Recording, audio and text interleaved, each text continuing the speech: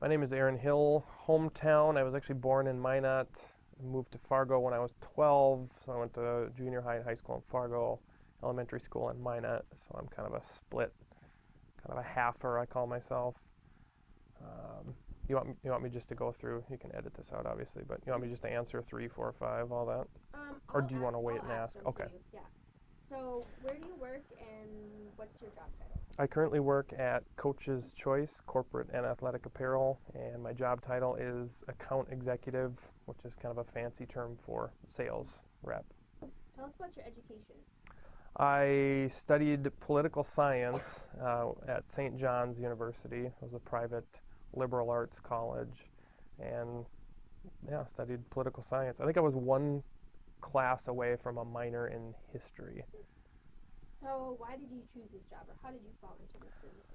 Well, previous to this job, I was working at United Way and doing fundraising. So I worked on the United Way campaign and solicited primarily companies, for either money or volunteer time. And I really enjoyed that, but I got really burnt out with all the events that we had to do. And I think the turnover of volunteers, it's constantly new volunteers all the time. And I think I just kind of got burnt out. And so I looked at what did I enjoy with that job.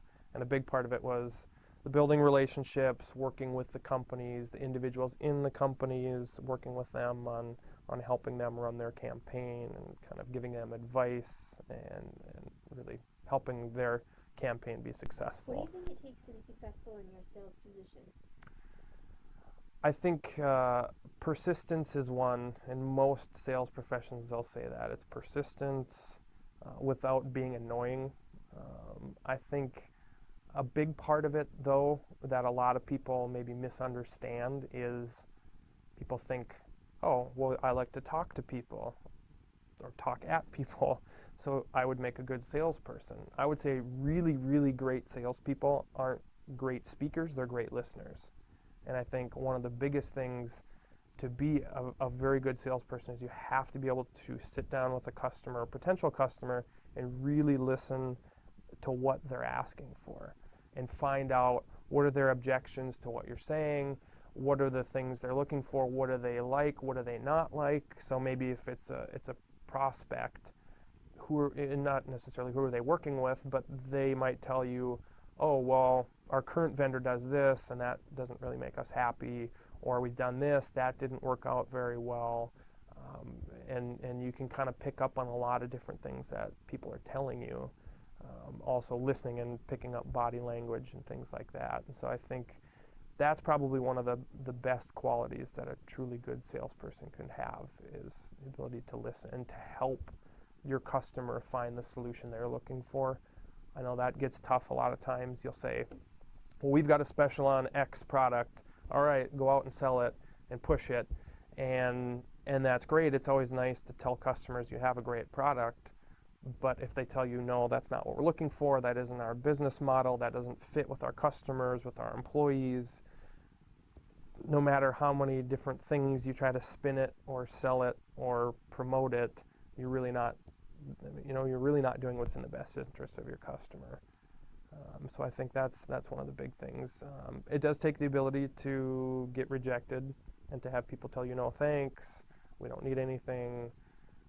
Most of the people around here are fairly nice, and that gets to be kind of a troublesome thing too, is that instead of telling you no, they kind of drag it out and say, oh yeah, great, yeah, we'd love to do something, and then you kind of keep following up and they just ignore you. But you have to be persistent, you have to follow up, and you have to realize that it may be important to you, but it might be really low on the scale of importance to your customers at the time.